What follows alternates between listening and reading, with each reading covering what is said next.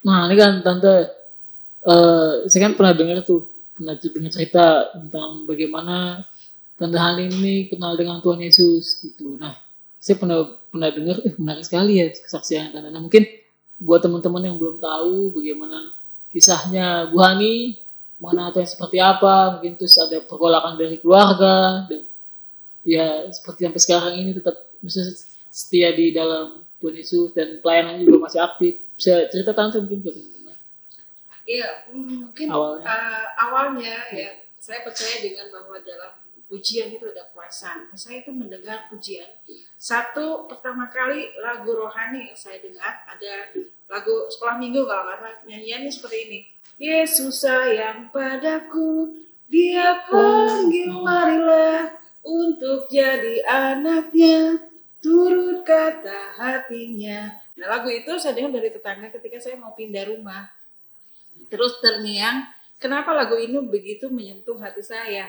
Dalam syair-syair, setiap syair yang dinyanyikan, siapa Yesus itu? Ada pertanyaan besar, ada rasa ingin tahu yang besar dalam hidup saya. Yesus itu dalam Islam, saya bilang, itu Isa Al-Masih alaihissalam, bukan Yesus. Saya nggak mau menyebut dia Yesus Kristus waktu itu. Nah, dari situ saya terus lagu itu kenapa begitu menyentuh hati saya, dan saya mau tahu siapa Yesus itu. Dan setelah saya pindah rumah, saya mulai belajar tentang mencari tahu siapa Yesus itu. Yang saya sembah Yesus Isa Al-Masih alaihissalam. Kenapa saya nggak mau bilang Yesus Kristus? Dan saat itu saya mulai belajar, menggali dalam belajar firman Tuhan, kemudian dalam tafsir Al-Quran. Dan saya temukan Isa Al-Masih itu sebagai pembawa syafaat atau pembawa selamat atau juru selamat. Dan suatu kesempatan yang indah, kenapa saya bisa sampai saat ini yakin mau mengikut Tuhan. Karena ada satu perjumpaan dengan Tuhan. Jadi saya dibawa dalam satu penglihatan. Ya, waktu itu saya sedang mempelajari firman Tuhan dan posisinya bukan tidur, bukan mimpi gitu. Saya baru sadar ketika itu kejadian tersebut. Mungkin waktunya kurang lebih durasi 3 menit, dalam hitungan sebentar aja. Jadi saya merasa entah itu mimpi atau, tapi dalam penglihatan saya ada di atas Ka'bah. Di situ terus saya seperti melayang gitu, terbang. Namun saya dengar ada suara yang berbisik di sebelah kanan saya, di telinga saya, yang bilang begini, dulu ini yang kamu sembah, dulu ini yang kamu puja-puja, seperti ini gitu. Nah, dari situ saya baru, mata rohani saya terbuka. Saya kembali di posisi saya berdiri, siapa yang tadi itu sudah berbicara gitu kan. Nah, dari situ, ketika saya terus belajar, saya menemukan bahwa inilah jalan yang harus diikuti. Di dalam Yohanes 14 ayat 6, akulah jalan, kebenaran dan hidup. Di dalam tafsir dikatakan ihdinas siratal mustaqim, jalan yang lurus. Isa fa'innahu hazza siratal mustaqim. Isa itulah jalan yang harus diikuti. Kenapa gelarnya alaihissalam, pembawa syafaat? Artinya apa? Pembawa selamat. Dan dari situ yakin saya berbalik, saya punya komitmen, saya mau ikut Tuhan. Dan saya sudah mendapatkan penglihatan itu membuat saya akhirnya yang tadi itu memang apa yang kejadian saya yang Tuhan sampaikan itu supaya saya diberikan pilihan, kebebasan untuk memilih gitu. Ternyata yang saya sembah yang melalui perjumpaan itu membuat saya akhirnya percaya Tuhan. Dan ada ayat yang begitu menyentuh hati saya, di mana seperti Yosua yang bilang, pilih kepada siapa yang ingin kamu sembah gitu kan. Tetapi aku dan seisi rumahku, aku akan beribadah kepada Allah. Nah, ibadah yang masuk sini sudah ibadah yang sejati.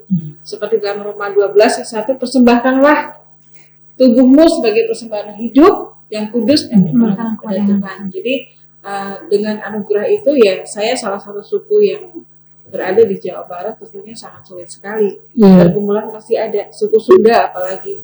Dan tetap ya kalau Tuhan bersama kita, Allah Immanuel, ya Allah beserta saya, rintangan apapun, sesulit apapun, saya percaya Tuhan beserta kita. Ada Tuhan yang menolong dan memampukan. Karena orang yang menabur dengan air mata pasti akan menuai dengan sorak-sorai. Dan akhirnya ketika itu saya mengambil komitmen, saya mau ikut Tuhan, dan akhirnya saya memutuskan untuk memberikan hidup saya untuk melayani Tuhan. Di usia waktu itu anak saya masih kecil, kalau nggak salah, dan melayani Tuhan dan juga menyampaikan kabar baik juga pada sesama, dan yang mau menerima oke, gitu kan. Tapi saya terbeban, saya sendiri sudah menerima kabar baik, keselamatan dari Tuhan. Ini adalah misi bagaimana saya supaya juga memberitakan kabar baik kepada sesama, supaya mengenal who is Yesus, Isa Al-Masih yang harus kita ikuti, dan dia adalah juru selamat satu-satunya. Karena di kolom langit ini tidak ada yang oleh namanya kita bisa diselamatkan, hanya ada di dalam Tuhan Yesus Kristus. Ya tadi ada menarik nih. Awalnya mungkin denger lagu itu kayak masih kan nggak tante? Flashback ke belakang. Itu mungkin umur berapa ya tante? Bisa saat momen sedang apa lagi apa tiba bisa denger itu. Jadi pas kami mau beres-beres, jadi ini rumah kami waktu itu ngontrak karena baru nikah. Itu tinggal di mana? Dulu di Pasar Rebo, Kampung Rambutan. Boleh di Jakarta. Iya. Jadi saat saya mau menaiki, terakhir saya mau pulang, mau berangkat gitu kan. Kebetulan tetangga saya itu memiliki orang Batak kalau nggak salah. Dia menyetel lagu yang nyanyi waktu itu Nikita. Di Doa Ibuku ada album itu ya. Sampai saya pertama kali saya beli lagu rohani dan belajar nyanyi dari situ.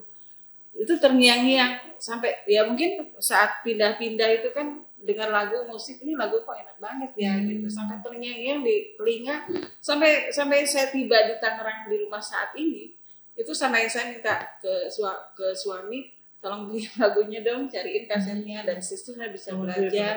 Kebetulan kita semua suka musik ya, dari keluarga yang suka musik, main musik, saya bisa belajar dari situ menyanyi lagu rohani, dan akhirnya bertumbuh dari tidak bisa berdoa, dari tidak bisa memuji Tuhan, akhirnya Tuhan yang sudah menolong dan memampukan. Asal kita bisa siap juga untuk bisa segala sesuatunya diubahkan Tuhan. Itu umur berapa tadi cara ingat nggak? Saya dibaptis tahun nggak yang pas ketika denger lagu itu? Iya. SMA, kuliah atau udah nikah? Udah menikah. Udah pindah di Jakarta ya, udah tahun menikah. 1994 saya tuh dibaptis. Sudah menikah. Iya, tanggal 18 Desember 1994 saya dibaptis. Tapi maksudnya ketika denger lagu itu mungkin ternyanyi berapa lama akhirnya memutuskan saya mau ikut Tuhan Yesus nih. Iya, cuma lagu ya mungkin pas kita sudah radius berapa kilometer kan udah hilang tuh lagunya. Tapi lagu itu masih terngiang di kuping sampai saya pindah di rumah gitu lagu itu. Jadi lagu itu benar-benar coba kalau kita sairnya kita selidiki satu-satu, gimana Yesus sayang pada kita. Iya. Untuk memanggil familiar sekali ya. Itu yang akhirnya siapa sih Yesus? Waktu itu berarti nikah 94 ya? Ini sebelum nikah kan tadi ya? Iya, setelah. Setelah. Pas nikah itu berarti kan tante masih dibaptis dulu tapi masih dalam pergumulan karena kan saya mengambil keputusan sendiri. Orang tua pasti udah tahulah bagaimana ketika anaknya mengambil keputusan itu berbeda keyakinan, tapi saya percaya ini kan sudah dewasa gitu kan, diberikan kebebasan untuk memilih gitu kan. Yang saya juga punya konsekuensi ketika saya udah mengambil pilihan ini ya, dijauhkan dari keluarga, tapi ya itu pergumulan 2 tahun setelah dibaptis ya akhirnya saya bisa bertemu. Nah, itu juga sebuah proses. Jadi kan tidak instan dibaptis langsung bisa berubah gitu kan. Iya, betul. Itu pasti segala sesuatu proses. Itulah ya mungkin dari zaman Tuhan. Jadi setiap perubahan itu terjadi karena satu perjumpaan dengan Tuhan. Nah, ketika dengar lagu itu kan akhirnya coba untuk cari tahu tuh. Tempat kayak diem-diem gitu nggak dengar lagu nih ada keluarga gitu kan. Dengar lagu rohani nih. Tapi kan mungkin di keluarga Nah, itu bukan pakai diam-diam itu bagaimana tuh? Ya, saya belajar akhirnya main ke sendiri diam-diam gitu. Saya nggak mau, saya tahu dari diri saya sendiri dan ada pertolongan Roh Kudus. Jadi setiap kita cara berdoa dengan di kaset gitu kan. Kebetulan ada juga saudara-saudara seiman yang menguatkan saya, jadi bisa saling sharing gitu pergumulan yang sama. Khususnya dari kaum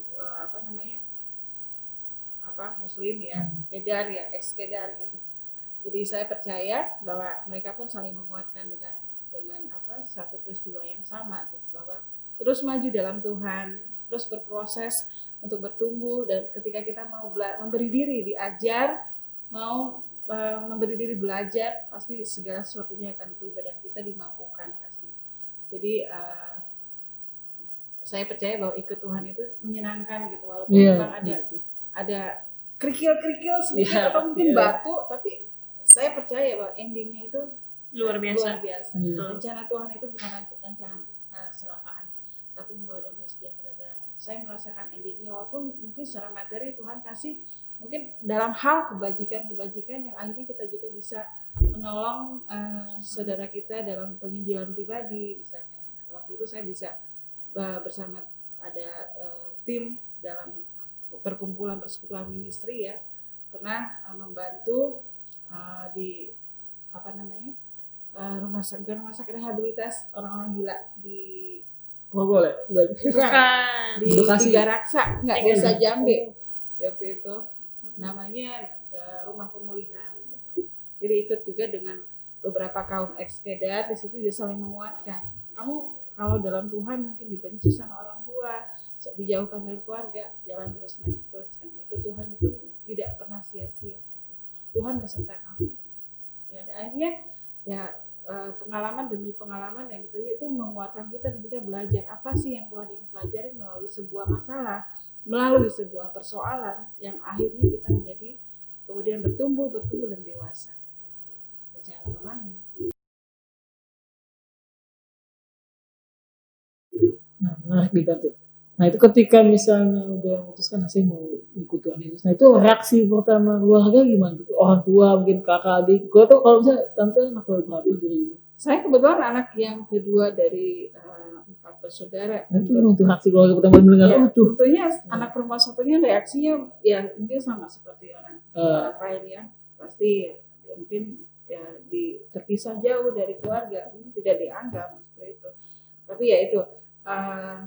Tuhan bilang sekalipun orang tua meninggalkan kamu, tapi aku punya Tuhan yang menyambut saya gitu. Ya sebenarnya sedih, tapi lama-lama kita terus berdoa, Tuhan yang menguatkan, akhirnya terjadi rekonsiliasi ya mungkin 2 tahun, sekitar 2 tahun gitu kan. Dan menerima keluarga. Iya, akhirnya menerima, walaupun saya tidak tahu tulis atau tidak, ya Tuhan yang tahu ya. Tapi endingnya kita mau berdamai dengan keluarga, tidak ada satupun yang istilahnya orang tua bekas anak ataupun bekas ayah ataupun bekas ibu ya, tapi kembali ya kita Tuhan membawa kita satu keluarga, misalkan kan udah punya cucu, mungkin nanti sudah ketika bertemu dengan orang tua ya mereka juga kembali mau berdamai, rekonsiliasi dengan keluarga. Akhirnya ya ketika mereka merayakan, walaupun di momen yang berbeda, mereka merayakan Idul Fitri, kami merayakan apa, tetap kita saling menyampaikan selamat ataupun saling mendoakan. Selalu diberkati dengan kesehatan dan kelimpahan berkat keluarga masing-masing. Nah itu, dan sekarang dengan keluarga bagaimana? Apakah silaturahmi masih baik? Kalau saat ini tentu kami menjalin keluarga dengan kerabat masih, tetapi kalau untuk orang tua kami kebetulan sudah ayah dan ibu juga keluarga ya, tapi keluarga dari ibu dan bapak masih ada. Jadi ya tetap kami dari niat baik ingin menjalin silaturahmi tetap ada gitu. Tapi di keluarga Bu Hani yang Kristen, Bu Hani doang sampai sekarang. Sekarang sudah ada. Jadi dari sepupu saya ada, tante saya ada. Jadi saya juga menginjili keluarga waktu itu. Ketika itu, gitu ya. Jadi saling menguatkan. Jadi ya puji Tuhan, selain saya ada kurang lebih 4 jadi orang. Berkat itu saya. 4 orang yang sudah terima Tuhan ya. Tapi kabar baik yang itu kan saya sudah menerima kabar baik. Waktunya saya juga bisa membagikan kabar baik kepada orang lain itu supaya orang lain itu mendengar kabar baik itu, menerima kabar baik itu ya dalam kehidupannya. Inilah jalan kebenaran yang diikuti itu seperti itu.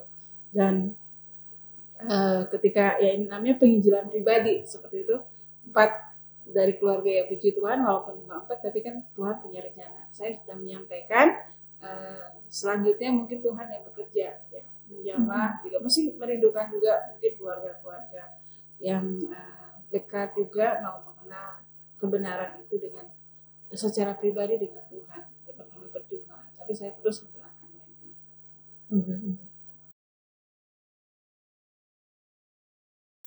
Nah, menarik sekali tadi teman-teman dengan cerita sharing dari Tante Hani bagaimana perjalanan Bu Hani ikut Tuhan Yesus. Nah, itu sangat terberkati sekali. Saya pribadi juga kayak ingat sebuah lagu tadi ya Tante.